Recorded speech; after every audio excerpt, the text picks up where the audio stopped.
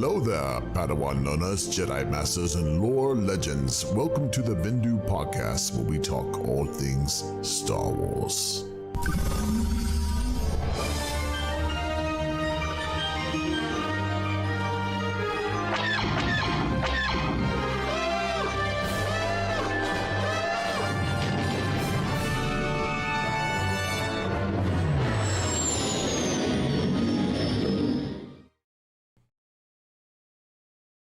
Welcome, everyone, to another episode of the Bendu Podcast. I'm here tonight, as you guys know me as Mulehorn117, but we're also here with our hosts, Nate Johns and N64 Josh.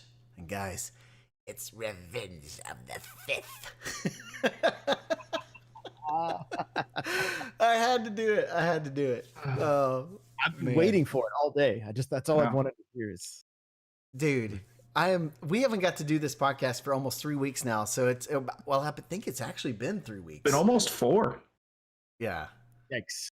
Yeah. Life. And there's so much like Star Wars stuff happening right now. It's such a good time to be a Star Wars fan. Like there's just so much stuff going on.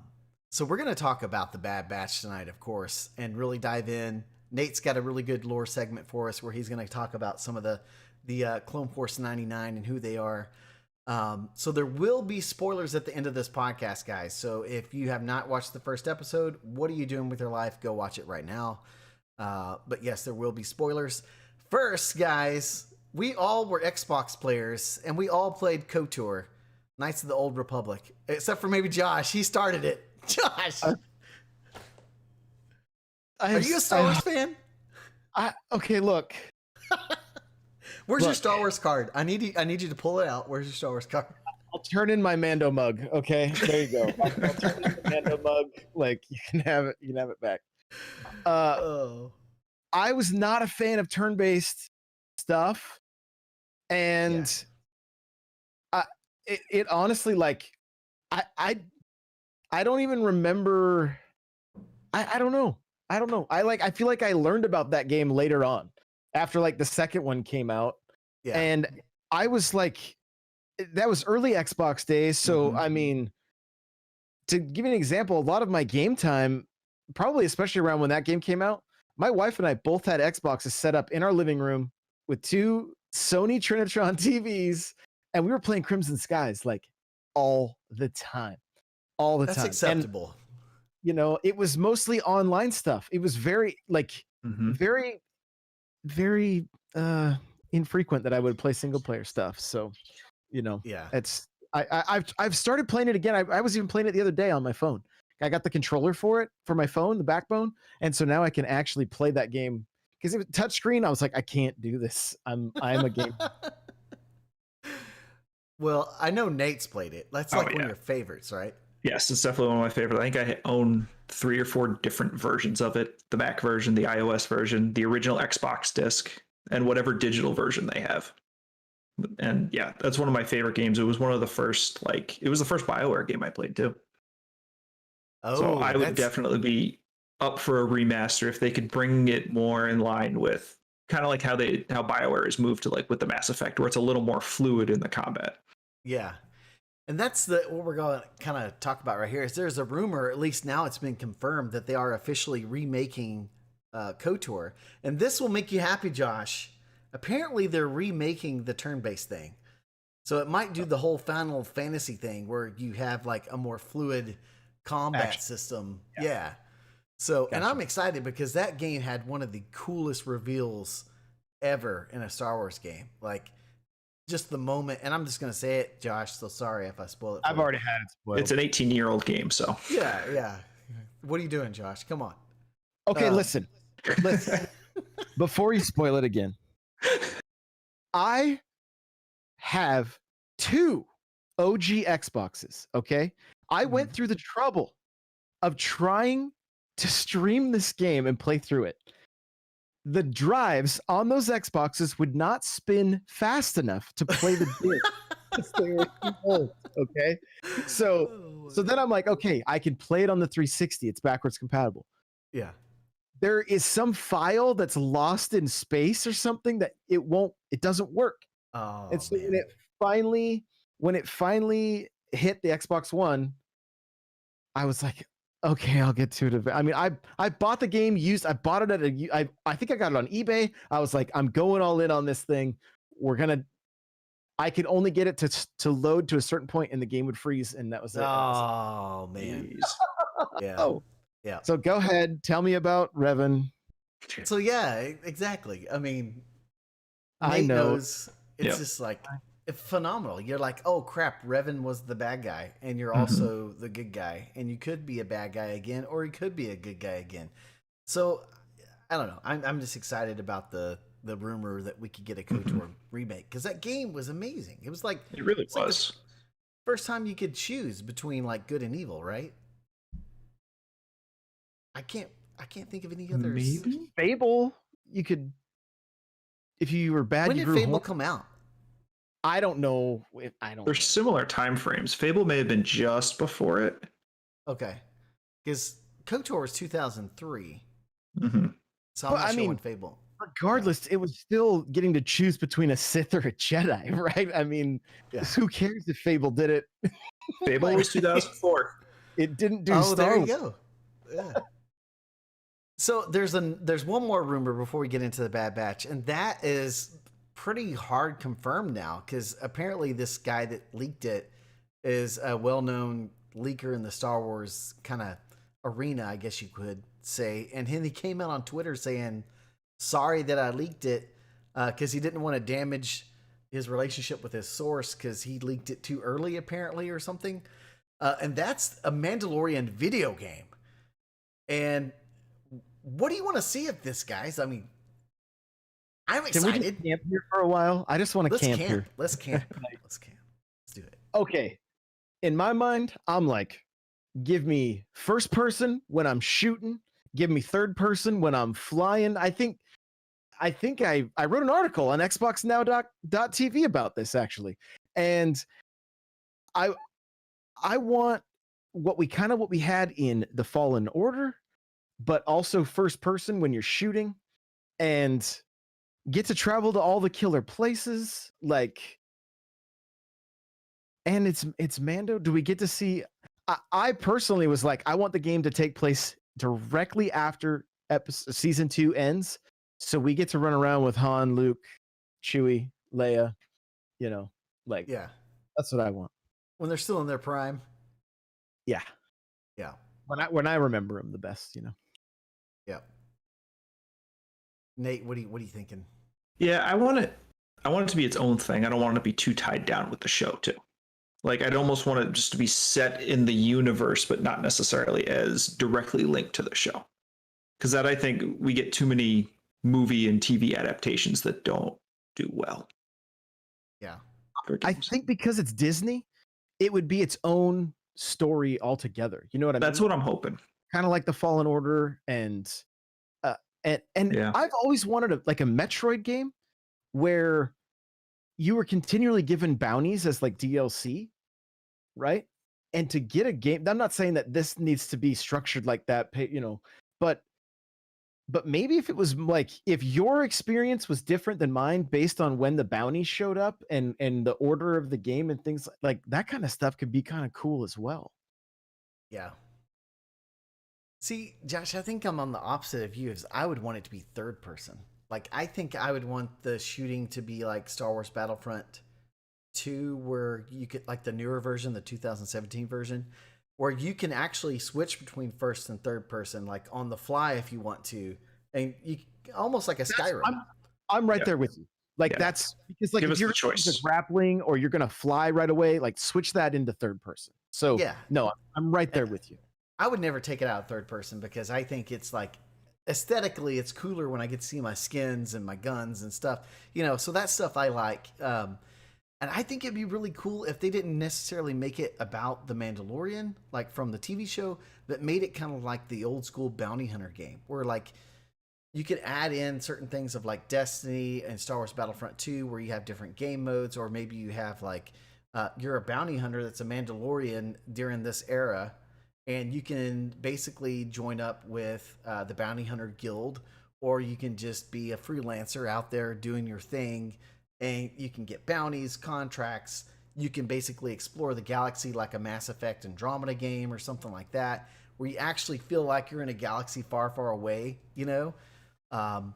For me, that would be amazing because you could have customizations with your skins, with your guns, with guilds. You could have guilds and you could have online play with your friends, or you could just go solo. Like, I think there are so many things they could do with this. Let you build up your own guild. Exactly. Like, if you, like, that's one of the big things that was when Destiny came out, everyone was excited about clans and, having your own clan. I think it'd be really cool if you did something like that in this Mandalorian video game. I mean, I don't know what it's going to be like, but if you could have that, because for me, gaming has become so social. Like, even like movies has become social, where you have watch parties and Discords and things like that now. Like, it's just, especially at this time with COVID and crap, people have been so isolated. People want to get back together and play stuff, And I think if you had it to where like you could group up in a party of 4, or maybe you could do like some weird, crazy raid with a party of 6, and against the Rancor. Yeah. Yes. Or a crate dragon. A crate dragon. Like, okay, the goal is we got to go get a pearl because this guy wants to do something with his blaster and use it as a refractor in it to make it stronger, So we got to go take this crate dragon down, and we're going to go through this level design. It could be like a mix between like KOTOR, Star Wars Battlefront 2, Destiny, Knights of the Old Republic, the MMO. Like, there's so much potential, man. Yeah. No, I like, you've got me thinking now, like if it was more like build your own bounty hunter versus playing the man, but maybe having him be an NPC that maybe goes along with you every now and again, or shows up in a fight, like, yeah, there's so much potential there. And I mean, the way gaming is now, I don't know, like, unless, I mean, Star Wars might have the pull, but it's like, I feel like to just have like a TV tie-in game that just kind of ran its unless it was going to be like at a $40 budget price or something, which it won't be. It's Disney and Star Wars, right? Like, yeah, Squadrons was 40. That's true. That is true, but that was like just basically a single game mode. Or what if it does follow Mando? It could be a prequel to the show. How did he get where he was? How did he become the best? If they wanted to keep that story focused. I mean, there's so much they could do. They don't even have to make it about Mando. They can make it about getting all the Mandalorians back together, searching the galaxy, looking for other Mandalorians or Mandalorian enclaves. You could build your own enclave as like try to build it up as part of it, like the homesteads in Assassin's Creed or something like that. Perfect. Gimme. I need it. Yeah. I need it, man. I need another Star Wars game. Jedi Fallen Order was the last one, and Star Wars Battlefront 2 is the only 2 I play. Like, I need more Star Wars games. All right, so let's get into the Bad Batch, and we're going to have a lore segment. We're going to try to do these for most episodes where we have some type of lore segment that we can, we're Star Wars fans. We don't all know everything about Star Wars, but we like to try to at least relay what we do know. So the Bad Batch, Nate, you just take it over. Get us into this lore, man. All right. So the Bad Batch, they were Clone Force 99, which was named after, if you've seen Clone Wars, some of the earlier episodes where you see the cadets like Rex and Fives, when they were cadets, they had the one deformed clone. He was Clone 99. So this force of clones they're genetically modified. They're a Bad Batch where they have desirable genetic mutations. And we first see them in season 7 of Clone Wars, which is a great arc. If you haven't watched it or haven't watched it in a while, go back and watch it. It's a great introduction to this group. When we first meet them, there's Hunter, Wrecker, Crosshair, and Tech. And so they go on a mission with Rex and Anakin to try to rescue Echo, who was a clone with Rex early on and had been captured or presumed dead and found to be captured. So Hunter's their leader. His big thing is he has like extra senses. Basically, he can sense a lot of electromagnetic stuff and can find droids all over the place. Then there's Wrecker. This is Mule's spirit animal. It is. He just likes to blow stuff up. He's the big guy. He's the bruiser. He's your tank. He just runs in head first and he really is Mule. He blows stuff up and he runs in head first. Like that's the best way to describe him. He's ridiculously strong. He lifts up transports to save Cody in Clone Wars. Like he just, yeah, not the brightest, but he's definitely the he's the big guy. Then we have Crosshair. He is their sharpshooter. He can hit, I think in the show they say from 10 clicks away, he can hit a shot. He can hit ridiculous trick shots as well. There's a scene in season 7 where he's running through a corridor, dropping little discs. He takes a shot and takes out like 100 different droids with one shot. It's really cool. And then there's Tech. I mean, he's their tech guy. He really smart. He knows how to hack everything. He can get all the information they need, and he's the backbone, I would say, just being able to get the information to Hunter so he can make decisions. And then Echo, he joins, spoilers for season 7 of Clone Wars, he joins at the end of that little arc. He has been captured by the Separatists, and they're using him to get the battle plans that Rex and him had created so that they can be one step ahead of the Republic forces. So they rescue him, and he complements Tech really well and is able to basically do a lot of the computer stuff as well and let Tech do other things. So those two are the big support for the group. Right on. Yeah. So who typed that in chat that wanted to know if I've seen Clone Wars? I did. I'm questioning your Star Wars head, Josh. I really am. You haven't played KOTOR. I need to know. It's not even canon, okay? But I really did. Did you watch Clone Wars? Yes, yeah, okay. All the way through. You're making me yeah, I even own like the animated, like the old one. Not like I own the CG animated movie, right? But I have two DVDs of Clone Wars like cartoon. Yeah. That's actually on Disney Plus now. Oh, is it? Okay. And then I also have the 2 Ewok movies. Yes. Okay. So before we question too much, all right. Yeah, I've watched all Rebels. I've watched all Clone Wars. I thought Clone Wars was great. It was a little tough at the beginning when it was like more story, like at the end of every episode kind of thing. And I was like, okay, but as it progressed, it got much, much better. Season 3, I want to say, is where it really starts to pick up. And then when Maul gets introduced, and Yes. Oh yes, so good. Yes, so good. So good. What about Rebels? I got to ask about Rebels. Did you watch Rebels? Yep. Yeah.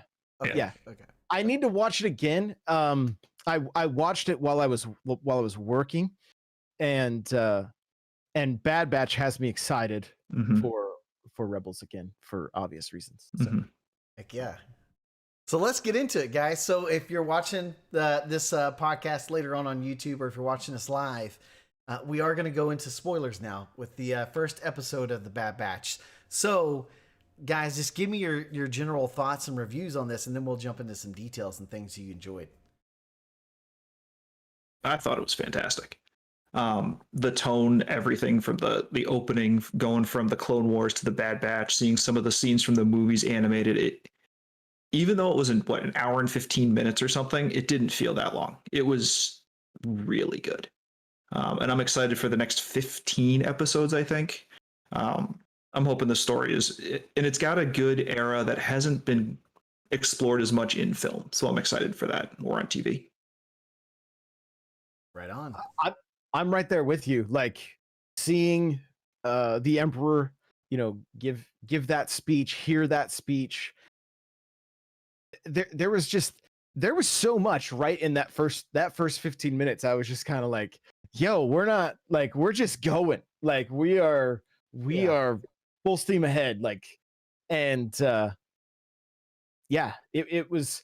Here's the thing, like even as you get further on through the episode, I'm always like, should I know who this character? Like, I don't know if they're introducing somebody new or if it's somebody that's young that is from down the road. I'm always like, okay, who is this? Are they new? What am I doing here? So, but yeah, it started off with a bang, and hearing Freddie Prinze Jr. right off the bat, I was like, Is that Again, Kanan? Yeah. That had me question Yeah. because they're calling him Caleb, and I was like, wait, it sounds like him. Why are they doing this to me? What's going Yeah. on? So Yeah. Although I will Yeah. say that his voice could have sounded a little bit younger. Threw me Yeah. a little bit when I first. I'm like, he was an early bloomer. That's all. Like he just had a bit He of just big had- Adam. he had the man Adam's voice. apple for his age. Yeah. We all had those kids we went to school with that are like third grade. They're like, Dad, like how's that kid's voice? Like, hey Josh. No, my voice has changed. Yeah. Pretty much. Like, wait a minute. Yeah. So this is a funny story. When I started watching, well, first I didn't know I was gonna have to relive episode or Order 66 again. I didn't know I was, and that dude, the first like 20, 30 minutes is just I'm holding back tears because Kanan is such an amazing character in Rebels that so many people just maybe because they didn't like the animation or whatever and didn't watch it. But what he does in Rebels is just it's up there as one of the best Jedi moments in Star Wars. And then to get to see it from his perspective of how it happened, man, it just God, it hit me in the feels. And it was funny because I was trying to type something on my phone when that was starting, and my wife saw the Jedi and heard Caleb. And this is how much I've rubbed off on my wife with canon and Star Wars. She goes, "Oh, that's Depa Balapa. That's Kanan's master." And she's like, "Hey, did you see it?" And I was like, "Wait, what?" I was like, "Oh, it's Depa Balapa. That means that's Kanan. That's Kanan." And she's like, "I just want you to know I saw it before you and knew who it was before you did." And I was like, yeah. But yeah, man, I mean, you can see why he doesn't trust the clones. Like, and the whole time I felt like I was rooting for him to like, no, trust Hunter. It's okay. Trust him, you know? But I was just, God, man, that whole start of that episode just hit me in the feels. And I don't know how Dave Filoni does it. It's like, I don't know how he does it. He just knows how to hit me right in the spot, you know? Well, and for me, because again, like I've watched Rebels, but it was a couple years ago, right? So, and I only watched it the one time. I wasn't fully engaged, so I didn't recognize that Jedi right off the. I mean, I remember seeing her, but I didn't know that he was, you know, her Padawan. And so for me, it was when they did the close up of his saber, and I was like, "Oh, okay, it's definitely him." Like, and now I'm more excited about this. Like, I was excited just to have, like, you know, follow the adventures of the Bad Batch, you know, like whatever. Yeah. But like now, again, and I mean, Disney and Dave Filoni, they've done such a great job. One of the coolest things I thought with Rebels was the tie-in with Rogue One and how you would see, you know, those. And again, you can take my card. I don't remember they were ramming the like those hammerhead cruisers or whatever. That they were, Yeah. you see Leia get those in Rebels, Yeah. you know? And then so I remember sitting in the theater like, yo, I just like, do you know where those came from? And I think my wife was like, what are you talking about? Like, you shut up and watch something, you know? Yeah.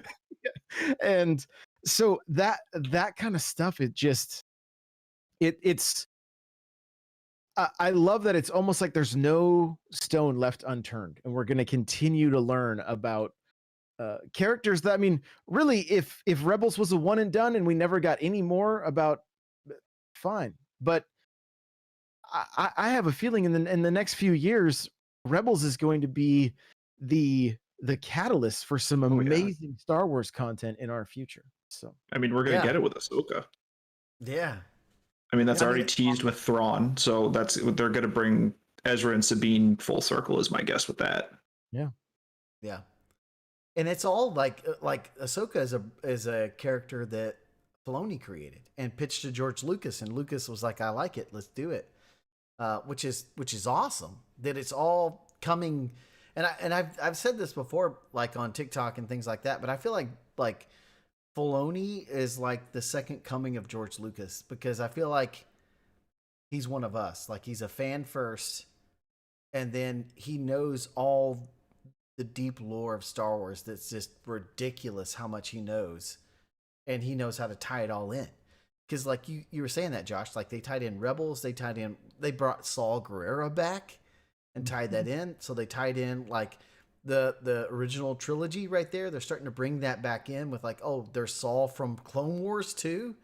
Like, and Rogue One. In Rogue One, like it's crazy the connections that are being made and how there's like I would think like the hardest thing to do in writing a story is making sure everything like woven in together correctly and fits canon and lore.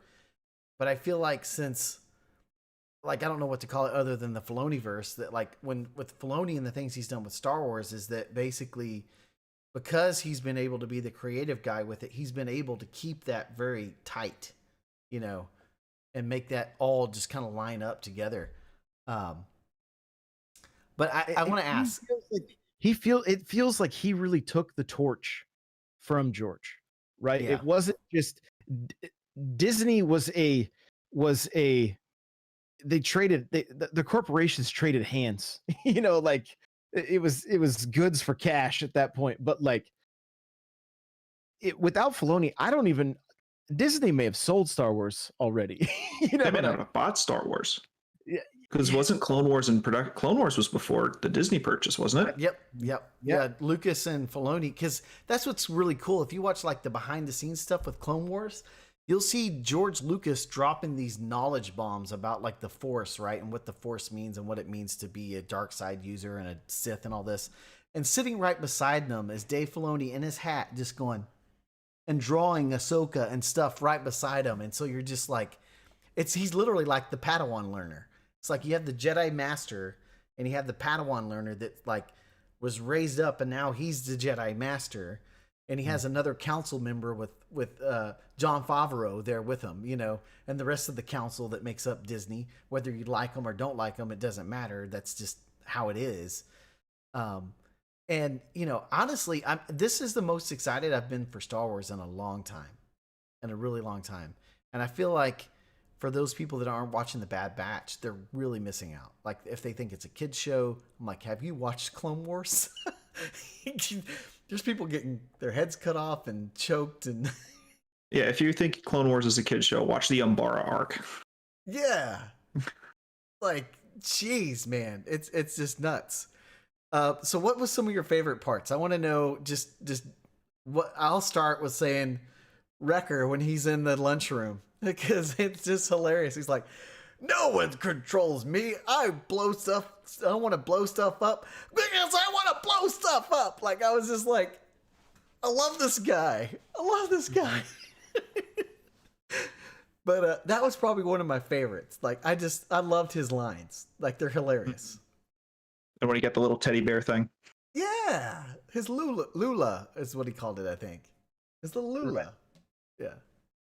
And the beginning of that scene where Omega walks up and she's just got this stupid grin on her face and it's animated so well. Mm-hmm. Like you totally get the expression that's there, which that I was kind of taken aback by that. Cause it's like, I mean, they do expressions, right? I mean, they try, but that was just nailed. She was like, this is going to be awkward kind of. And I'm just going to step out of my comfort zone. And you're seeing all this that you would typically only see in a human, you know, it was animated. And I love that. And then, you know, she stands up and throws the milkshake or whatever it was, the blue milkshake. And then Wrecker follows suit with the entire tray of yes.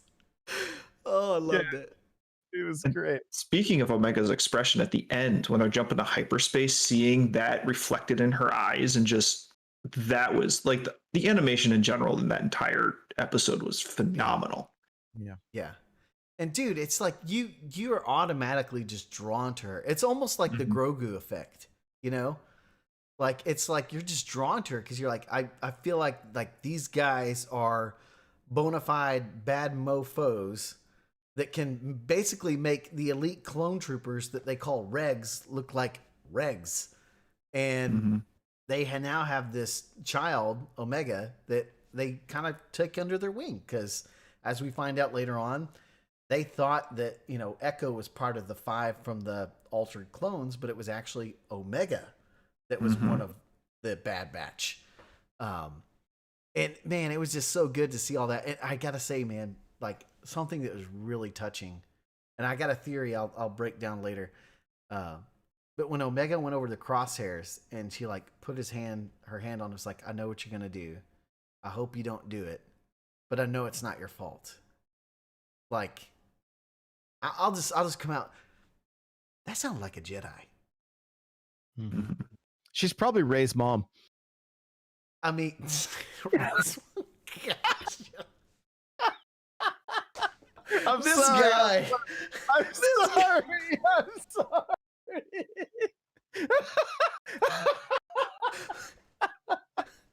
We're gonna end the podcast.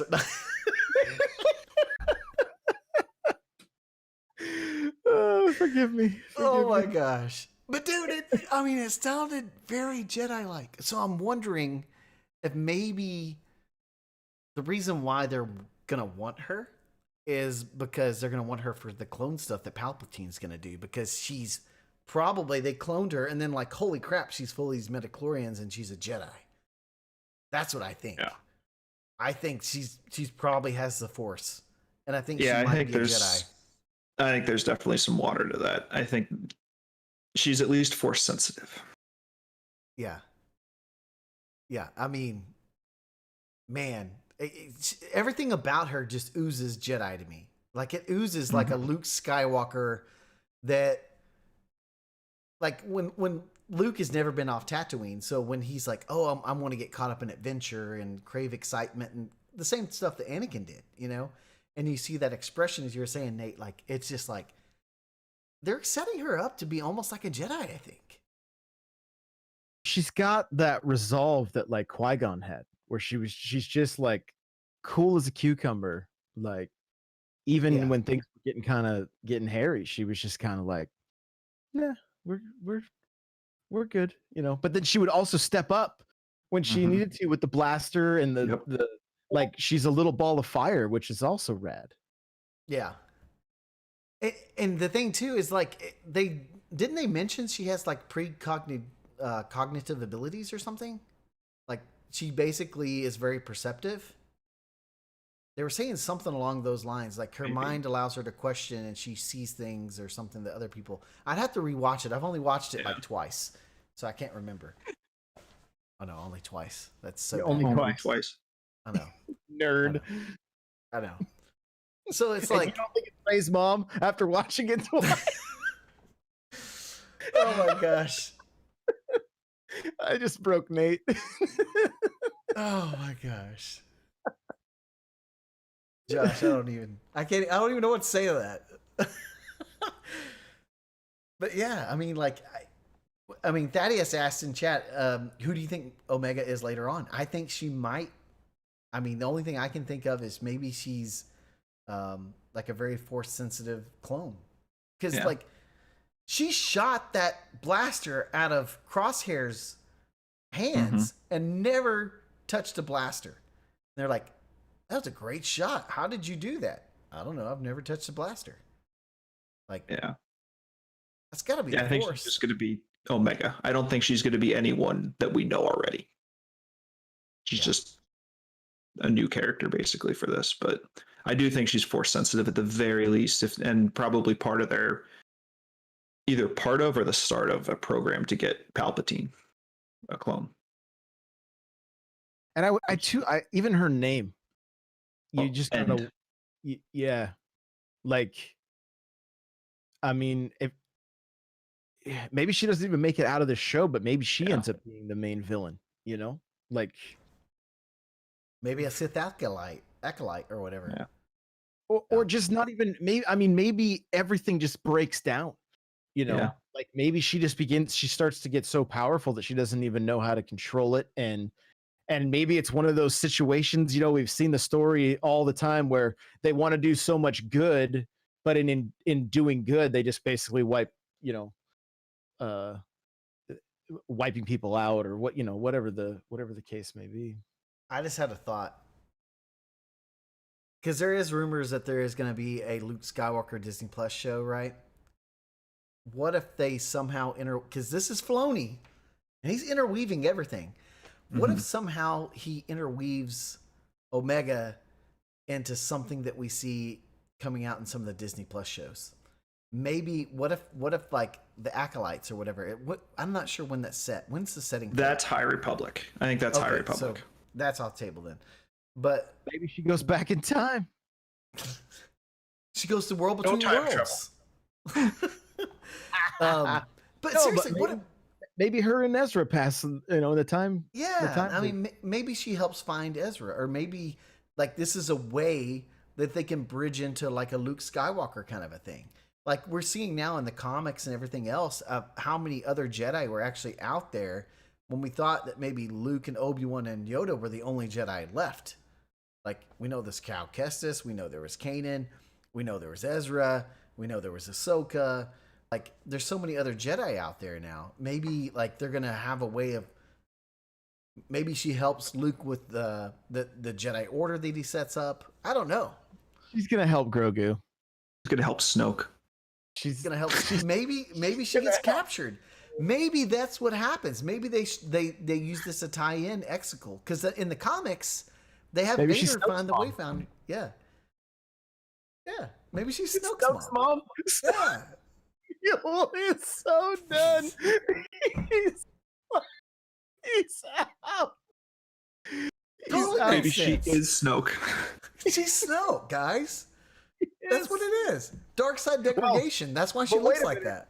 The little that we do know, right? But if she is tied to Palpatine's clones, I guess she may. Oh, she could technically be part of Snoke. Yeah, she could. Oh my gosh, that kind of like got me right there.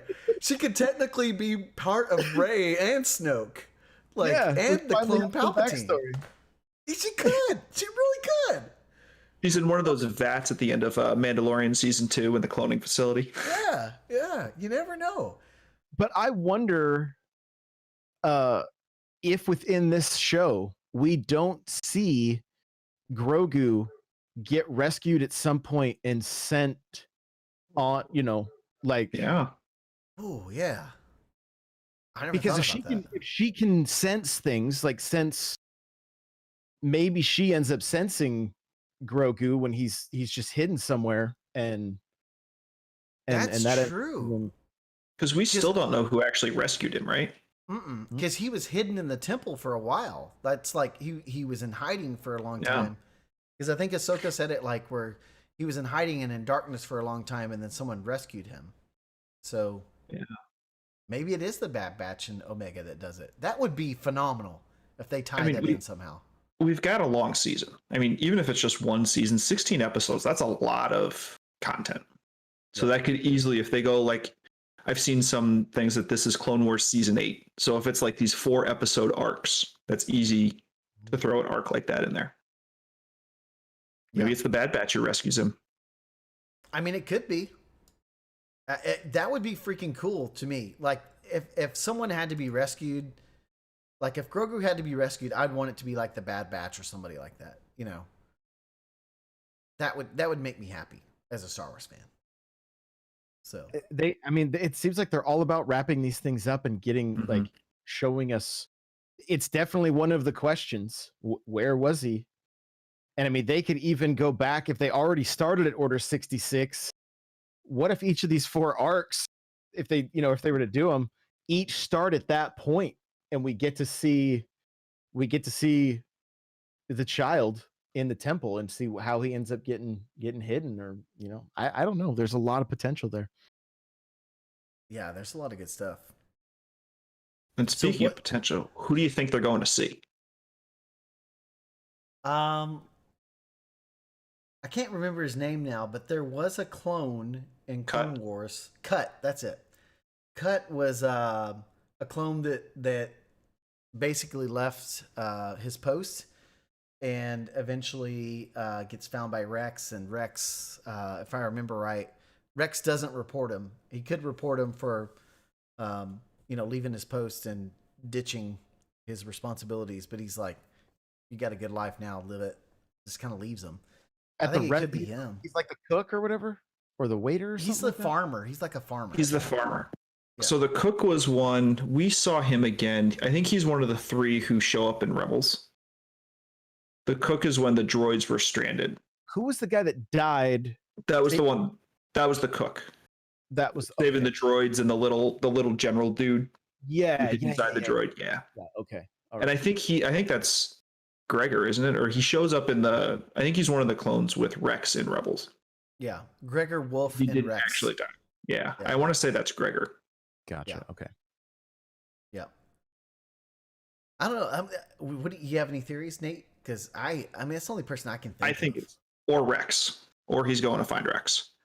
Yeah. Because I watched the last 4 episodes of season 7 of Clone Wars, and it's kind of ambiguous where Rex goes. So if he's off in hiding, and we know Echo was close with Rex, so that would be an easy connection for them. And the whole Bad Batch did the mission with Rex, so Yeah, and it's possible Rex is with Cut.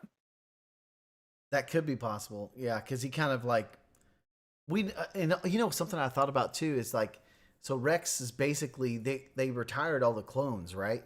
Because we know that for sure because of the comics, because of New Hope and things like that, because they have the stormtroopers and all that. But well, they get into it makes- in this episode even. Yeah, that's what I'm thinking. I mean, that's why We might Tarkin was see there. that. Yeah, That's one of the as I was watching it, it's one of the things that I was like, this is another question as a kid. And it's funny, I asked my son, I'm like, did you ever wonder why they went from clones to stormtroopers? And he's like, I don't even know what you're asking me. I was like, I failed you as a father. Yeah. But even that question, I've always wondered, like, when did it go from clones to stormtroopers, right? Yeah. And then they were very clear it was it was going to be more cost effective to just let people sign up. And can we talk about the little jab at their aim? Yes. Like the really Also, subtle, like that basically that they won't be able to shoot as well as us. Like I was like, yes, that's even explained. Yeah, they're like, we're far superior than a recruited force. It's like, that was perfect, man. That's Star Wars. Yeah. Yeah. Yeah. And I guess the other option is Saw. Maybe they're going to find Saw again. He's on Alderaan, though. So I don't know. True. Unless they were moving from Alderaan after True. the Bad Batch let him go. Yeah. There's so many things we could see, though, man. I know. We could see the clones being killed. Or we know Camino is going to get probably, Yeah. So, does that mean that the Empire is basically going to turn against the clones because their dealings go bad, and you're going to see clones against like some clones that are in the Empire and some clones that aren't, and they're fighting each other, and like They might not need to. I mean, the Empire could just get them all to come to Camino. They're very obedient right now. Just blow up True. Camino, done. yeah, and Or it's just interesting. cycle them through. Like, if there's some clones that are good, keep them through and let them train up the army and just let them die out. Yeah, they may have them as trainee, like officers or whatever. Because I mean, Rex was still technically part of the Empire because he had codes and stuff in Rebels when they contacted the Empire. I think it was Wolf that contacted the Empire, or was it Gregor? I can't remember. It was one of the two, because Yeah, and so like they still had contact with them somehow. So they at least knew of them, and I'm sure Rex couldn't get out of because he was a big dude during the Clone Wars. I wonder if we're gonna see Cody. What happened with Cody? Yeah. It's always a question I've had. And if Rex and Cody are going to meet again and how that's going to go. Yeah, because Cody tried to kill Obi-Wan. So Yep. I mean, Rex technically tried to kill Ahsoka. true. She He was fought just it though. He at least fought it. A little bit, not as much, until she was able to neutralize the chip. Yeah. And, speaking of the chip, what did you guys think about the whole arc with Crosshairs? Did you guys like that? I thought it was done well.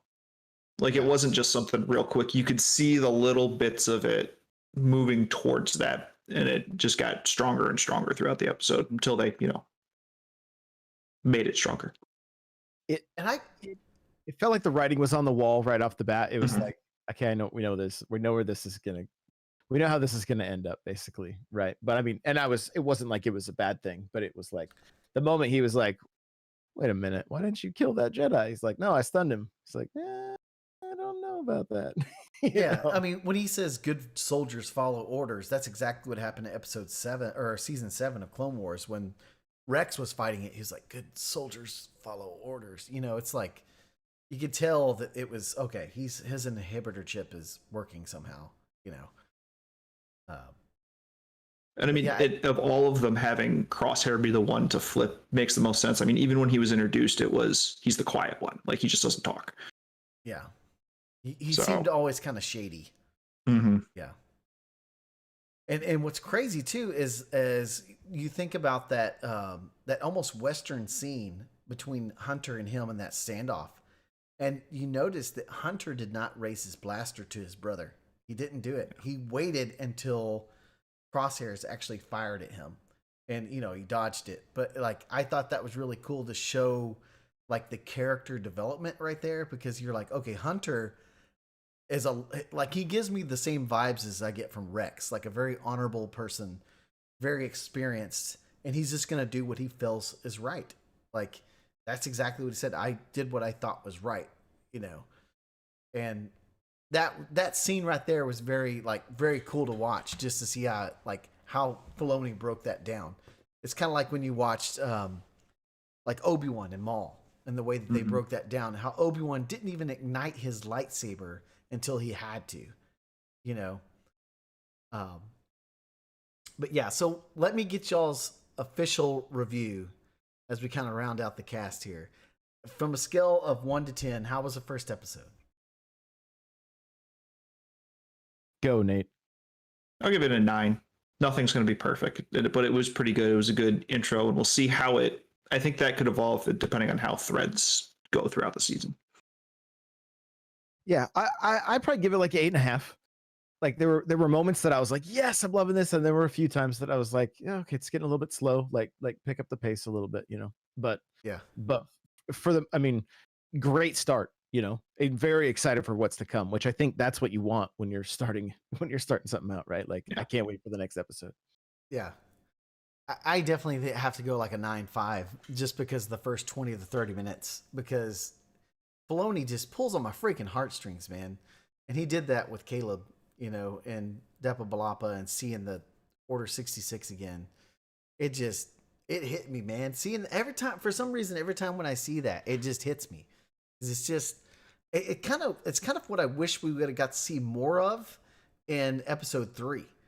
Like, we didn't get to really see Anakin like destroying Jedi along with the 501st, You see a very brief clip of Obi-Wan seeing that, but that's like, I kind of want to see that a little bit, and it just, because it gives you like an emotional response, and that was so good, so good.